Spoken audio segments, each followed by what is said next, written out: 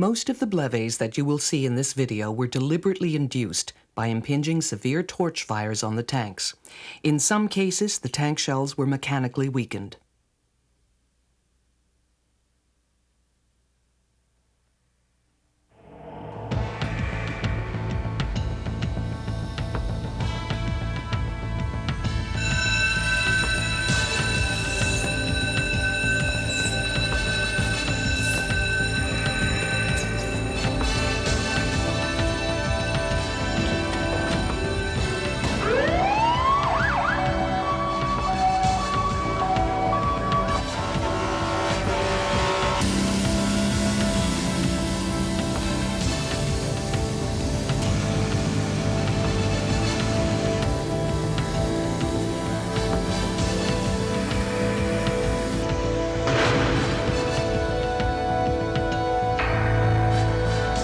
The term BLEVE stands for Boiling Liquid Expanding Vapor Explosion. We find liquefied gas tanks everywhere around us. There are approximately 1 million propane storage tanks and 14 million refillable cylinders in use across Canada, including in our own backyards. Yet because of their sturdy construction and safe storage and handling practices, very rarely do we ever have a tank BLEVE. A pressure liquefied gas, or PLG, is a substance that would be a gas at normal atmospheric pressure and temperature, but it is commonly stored and transported as liquid under pressure. The most common pressure liquefied gas in use is propane. At 20 degrees Celsius, propane is maintained as a liquid as a result of being under a pressure of 121 pounds per square inch, or 834 kilopascals. At the critical temperature of 97 degrees Celsius, propane cannot be maintained as a liquid regardless of pressure. At minus 42 degrees Celsius, propane will remain in a liquid state at atmospheric pressure. If a pressure liquefied gas container fails, resulting in a sudden loss of containment and a sharp pressure drop, the result can be an explosive release of vapor and boiling liquid. That is a BLEVE. The BLEVE is a physical explosion with accompanying hazards of blast, flying projectiles, and a vapor cloud. The substance does not have to be flammable to BLEVE. However, if the substance is flammable, such as propane, then the additional hazards of fireballs and thermal radiation will most likely occur. A BLEVE is a low probability event with high consequences. It can be devastating. Rare though it is, a BLEVE is among the greatest dangers you can face as a firefighter or emergency responder. Through an accident or a fire, a BLEVE can occur with any of these tanks. You could arrive just in time for the blast and have jagged steel projectiles flying at you. BLEVEs can happen in places you might expect. A fire in a tank storage area, a tanker truck accident, or a tank car derailment. They can also happen in places you don't expect, where you may not even know there's a tank. For example, barbecue propane tanks, inadvisably stored in basements, sheds, or emergency stairwells. Or you arrive at the scene of a fire in an outlying area. A barn is burning. It looks like a routine operation, but there's more here than meets the eye. Out of sight behind the barn is an LP gas tank right up against the building. This installation is dangerous. Flames are impinging on the side and top of the tank. It is a recipe for disaster. Inside the tank, the heat is vaporizing the liquid gas, increasing the tank pressure. To limit the pressure rise, the pressure relief valve goes to work. However, in relieving the pressure, the PRV also lowers the level of the liquid in the tank. The flame now impinges on the tank above the liquid level, causing the wall of the tank to heat up. The heat builds up to high temperatures, weakening the steel critically. The weakened metal under pressure allows the tank to fail. The BLEVE erupts with a huge fireball and thermal radiation. It sends out a shock wave and sends tank fragments rocketing. The danger zone for projectiles is the greatest. The BLEVE of a large tank can propel tank fragments, pipes, and other debris 1,000 meters and more. What you've just witnessed happens quickly. The weakening of the tank shell by heat can take just minutes with a severe flame. Tank failure and the BLEVE itself occur in a fraction of a second. Let's take a closer look at what can happen. Exactly how does fire cause a tank to BLEVE? The fire heats the tank walls rapidly and unevenly, driving up wall temperatures over the vapor space much faster than where the liquid is in contact with the tank shell. As the PRV cycles to reduce the pressure, gas escapes, lowering the liquid level still more and exposing more vapor area of the tank shell to the rising temperatures. As temperatures soar, the steel walls rapidly lose strength. Wall temperatures quickly reach 400 degrees Celsius over the vapor space, weakening the steel by 30%. Above 600 degrees Celsius, steel strength drops dramatically. By the time the wall reaches 700 degrees Celsius, minutes later, the steel has lost 90% of its strength. Under pressure, the thinned and weakened shell fails. It's amazing how quickly steel weakens at high temperatures. That's why a tank subjected to a strong torch flame can BLEVE so quickly, anywhere from 3 to 12 minutes, depending on its size. Which size of tank is likely to BLEVE sooner, large or small? The answer is, small tanks are likely to BLEVE sooner. Small tanks empty sooner, heat up faster, and with thinner walls, can fail more quickly. With a severe flame heating tank wall temperatures to 700 degrees Celsius, a small 400-liter tank can BLEVE in as little as 3 or 4 minutes. A 4,000-liter storage tank can fail in 5 to 7 minutes, and a big 40,000-liter tanker truck can go in 8 to 12 minutes. Damaged or corroded tanks may BLEVE sooner, or if the flame is less severe, they may BLEVE later, by minutes, hours, or even days. Tanks exposed to fire are dangerous, whatever their size. As you see, a tank can BLEVE at any time, the moment you arrive, or minutes, hours, or days later. And if and when it goes instantly, with absolutely no warning. Don't expect to see bulging or hear pinging noises. This tank has been deliberately weakened to demonstrate how quickly and without warning a tank can fail. So rule 1, if you at all suspect that there is a liquefied gas tank exposed to fire, you never go in immediately and try to attack the fire. Firemen have died doing just that. You stay way back until you can size up the situation through binoculars.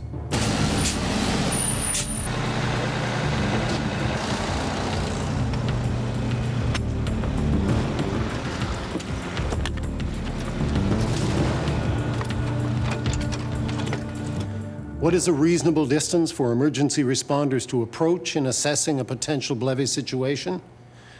This is a key question. A BLEVE involving a flammable substance poses 4 main dangers. Fire. Thermal radiation from the fireball. Pressure from the blast. And flying projectiles, with the projectiles being the farthest reaching danger of all. First, let's look at the fire hazard. If the release is ignited, there's an immediate fireball. Tests show that when a 400-liter propane tank BLEVEs, the radius of the fireball is about 18 meters. For a 4,000-liter tank, the fireball radius more than doubles to 38 meters. And for a 40,000-liter tank, it more than doubles again to 81 meters. Heat will be radiated in all directions. A rule of thumb for measuring the danger zone from thermal radiation is this. Firefighters in protective gear and breathing equipment should be no closer than 4 times the radius of the fireball, down to a minimum distance of 90 meters. For a 400-liter tank, that translates into a minimum observation distance of 90 meters. For a 4,000-liter storage tank, it is 150 meters. And for a 40,000-liter tank, it jumps to 320 meters. A second hazard, pressure changes due to blast, must also be considered. The danger zone for blast should extend no further than the minimum observation distances for thermal radiation exposure. However, if the released vapor cloud is not ignited immediately, a delayed ignition could cause a violent explosion, and the blast from this is unpredictable and could be far-reaching. The furthest reaching danger by far is flying projectiles. Even at the minimum observation distance to avoid excessive radiation, you can still be exposed to this hazard. 11 tests of induced BLEVEs of 400-liter tanks scattered projectiles over a wide area. Note the location of primary fragments, including the tank ends and other large pieces. Secondary fragments, such as piping, attachments, and any other objects near the tank, are also a danger. Note that some large projectiles fell far beyond the suggested 90-meter minimum observation zone for a 400-liter tank. One tank end went 230 meters, 13 times the fireball radius. Records show that in one severe case for a similar-sized tank, a projectile rocketed 22 times the fireball radius, about 400 meters. The best point for observation is beyond the minimum distance to avoid excessive radiation. Face onto the side of the tank and with the wind at your back. Even here you can see that some fragments have fallen beyond the observation point. To sum up, even for a 400-liter tank, the minimum observation distance for firefighters in protective gear is the minimum distance of 90 meters. This is a suggested minimum distance to avoid extreme danger from the blast and thermal radiation. However, remember, at this distance, you can still be hit by projectiles. Again, for the 4,000-liter tank, the minimum observation distance becomes 150 meters. And for a 40,000-liter tank, it more than doubles again to 320 meters, with the best observation point being broadside to the tank and upwind. For public protection, consider evacuation distances of about 22 times the fireball radius. 400 meters for a 400-liter tank, 800 meters for a 4,000-liter tank, and 1,800 meters for a 40,000-liter tank. Think about those distances. Even for the 400-liter tank, the minimum observation distance is 90 meters, well beyond the range of your hoses. And even at 90 meters, you could still be hit by a projectile. These distances provide you with some measure of the risks involved, and you should take these into account when you're faced with responding to a fire where liquefied gas is present. Is there any safe way to approach a fire-impinged tank? Definitely not. As we've said, the best position to observe a damaged or fire-impinged tank is upwind and face on to the side of the tank in order to reduce the danger from projectiles and avoid any escaping vapor cloud. But always keep your distance. Observing with the wind at your back can give you a false sense of security because wind can blow the fire to the other side of the tank, so you may not see it contacting the tank. The tank may burst away from you, but the projectiles can still come in your direction. It's unpredictable. The fact is, there's no safe way to approach a fire-impinged tank, even in protective gear. If you're looking at a big tank, a tank truck, or a tank car, even a fire truck won't be a big enough shield to protect you. Is the situation under control if the pressure relief valve is releasing gas? No. Liquefied gas tanks can and do fail even when the PRV is trying to relieve excess pressure. PRVs don't prevent the tank from weakening with heat. In fact, by lowering the liquid level in the tank, they can contribute to the weakening of the steel. PRVs releasing pressure do warn us that something is happening. However, with severe fire exposure, a BLEVE can occur whether the PRV is open, closed, or cycling. If the PRV closes, does that mean the tank is empty? No. Remember, even with the PRV closed, there's still pressure in the tank. In rare cases, the PRV could be stuck, and the tank pressure could be very high. If the flame is contacting only the bottom of the tank, where the tank shell temperature is kept lower by liquid, can the tank still BLEVE? Yes, but it may take longer to happen. With a fire on the tank, the situation is always changing. As the fire heats the liquid, the pressure increases. The PRV opens to relieve the pressure, and the PRV slowly empties the tank. It is doing its job of relieving pressure, but it is also lowering the liquid level in the tank. This can bring flame over the vapor area and possibly cause the tank to fail. Result, a BLEVE. Is there a difference if the tank is rolled over on its side? Yes. If the PRV is venting liquid, the tank empties more quickly, so that with a severe fire, it can BLEVE sooner. Also, the escaping liquid immediately vaporizes and will ignite on contact with flame or spread in a cloud. Can a thermally protected tank BLEVE? Yes, but it is generally much less likely to. However, if the fire is severe enough, or if the insulation is damaged, the tank wall can be exposed to fire, can heat up unevenly, and could BLEVE. The message is simple. With a fire-impinged tank, you keep your distance, a long, long distance. Whether the tank is large or small, upright or on its side, insulated or not, whether the PRV is open, closed, or cycling. You can't approach close enough to get water on the tank without getting well into the danger zone. But suppose the fire hasn't reached the tank yet. The flames are getting closer and you want to protect it. What do? Think about it. You can keep the tank cool with water if you can approach close enough to get water on it, and if you have enough water. But if your fire truck is your only water source, you may not have enough water. A truck carrying 4,500 liters will only provide enough water to keep the tank cool for about 2 to a maximum of 20 minutes, depending on the flow of water and the size of the tank. Water spray can be effective in keeping a tank cool if the water is applied immediately. However, it requires high volumes of water. For a small 400-liter tank, you need 200 liters a minute. The 4,000-liter storage tank requires 700 liters per minute, and a tanker truck demands 2,000 liters a minute. Just as important, the available water supply should be sufficient to maintain the required volume until the incident is over. Remember, these water volumes are only sufficient to keep steel temperatures at an acceptable level, provided there is no direct flame impingement on the tank. Also, the water must be applied uniformly to cool the tank surface evenly, or you could cause the tank to fail. To get water on that tank, you've got to get your equipment within the maximum effective spray range of 15 to 30 meters. If your water runs out, you'll be deep in the danger zone as the fire starts to heat up the tank, with maybe just a few minutes to get out of there. Conclusion? Unless you have an adequate supply of water, don't even try to protect a tank from approaching flame. You could end up in a trap. If you see steam rising from the tank's surface, get out fast. When is the danger of a BLEVE over?